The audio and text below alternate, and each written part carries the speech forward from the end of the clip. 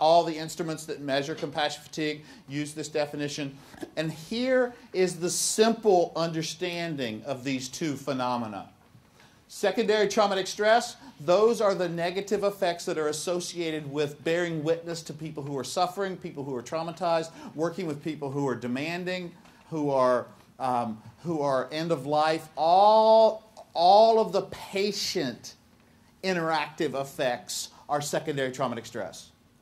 Burnout, on the other hand, is all of the effects that are resulting from working in a toxic environment.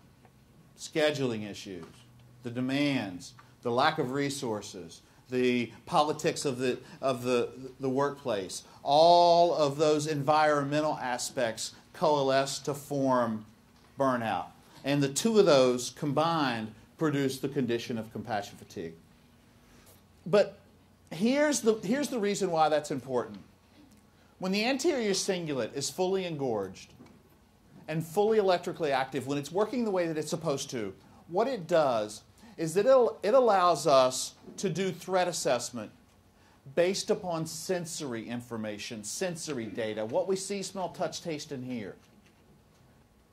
What is the mechanism that causes us to be so afraid presently? Media. Absolutely. Media.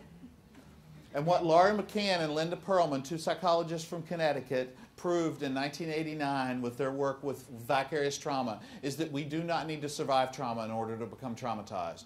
All we need to do is witness it.